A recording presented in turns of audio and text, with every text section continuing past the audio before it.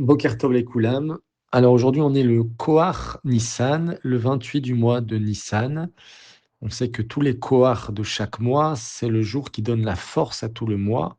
Donc c'est un jour particulier, tous les 28 du mois. Il y a en ce jour donc l'essence de la force du mois, le mois de Nissan en plus, qu'on a déjà expliqué que c'est Nissanissime, c'est le mois des miracles. Donc on est vraiment dans un jour de force, dans un jour de miracle, dans un jour d'une grande élévation. On termine donc ce mois de Nissan. Donc il y a plusieurs années maintenant, cette date est devenue historique parce que le rabbi a parlé très, très fortement.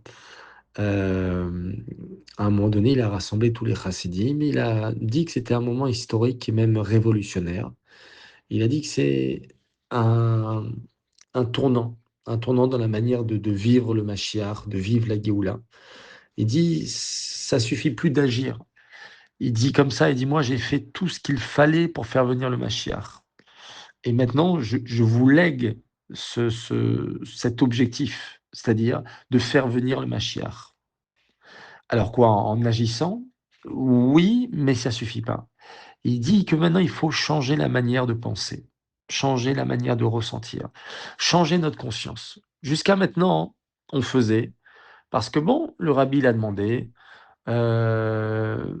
toute sa vie, le rabbi il a toujours, fortement, mis cette idée, heu, au sein de tous les chassidim que, beh, il faut vivre avec Machiar, que chaque action qu'on fait, c'est pour faire venir le Machiar, de connecter toute notre essence, toutes nos actions, tout ce qu'on fait, tous nos pensées, nos paroles, pour faire venir le Machiar. Mais on le faisait parce que le rabbi l'a demandé. Donc le rabbi l'a demandé, donc nous on est polis, on est bien éduqués et donc on va faire ce que le rabbi demande. Mais là, le rabbi, il ne s'arrête plus à ça. Il veut pas que tu fasses parce qu'on t'a dit. Il veut que tu fasses parce que toi, vraiment, tu veux. Et ça, c'est la différence. C'est la différence entre un tzivouï, une action, d'accord, qu'on nous demande de faire. Donc, je peux la faire. Tu me demandes de réparer un objet, de faire la cuisine. Et il y a maintenant un retson pnimi. C'est-à-dire, maintenant, il y a une volonté beaucoup plus forte, beaucoup plus intérieure, un désir, quelque chose qui vient de moi, qui me touche profondément. Et ça, c'est ce que le rabbi veut inculquer en ce jour du Koach Nissan, que pas Stam, tu fais les choses pour faire les choses. Tu fais les choses pour faire venir le Mashiach, et tu les fais pas parce qu'on t'a demandé, parce qu'on t'a inculqué, parce que ça a été ton éducation, mais parce que maintenant ça devient toi, parce que maintenant c'est toi qui veux.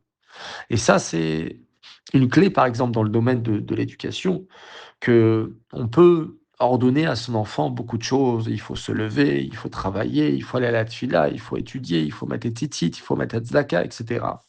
On a Baruch Hashem 613 mitzvot. Mais tant que c'est stam un ordre de manière extérieure, alors bon, il va le faire pour te faire plaisir. Mais peut-être qu'un jour, il le fera plus. À un moment donné, il faut qu'il comprenne, il faut qu'il intériorise, et il faut qu'il ça vienne de l'intérieur, qu'il comprenne pourquoi je fais cette chose. Pourquoi mon père il m'a toujours demandé de me lever tôt? Pourquoi mon père il m'a toujours demandé d'aller à la choule prier? Pourquoi mon père il m'a toujours demandé de mettre des tefilines? Si je mets du sens, si je comprends véritablement, si l'enfant il comprend, alors ça change tout. Alors le rabbi nous demande à partir de ce Koach Nissan, d'intensifier cela. Donc non seulement dans nos actions, mais on a compris dans notre conscience. Et il donne la clé. Il dit comment faire.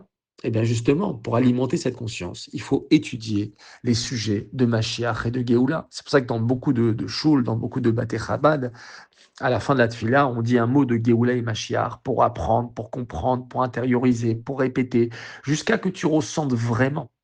Et donc, c'est pour ça que vient ce cri de guerre, Ad Matai, Ad Matai. Le rabbi demande de crier, de demander, d'invoquer, de sortir du plus profond de nous-mêmes.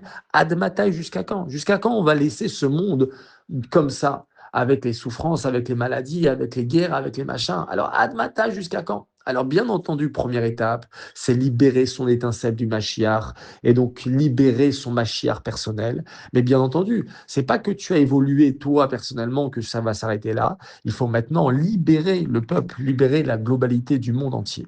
Voilà, donc ce jour de Koach Nissan nous donne beaucoup de force et voilà, qu'on puisse, ensemble, avoir une prise de conscience et intégrer véritablement ce concept, cette idée, ce cheminement pour, faire venir le Mashiach.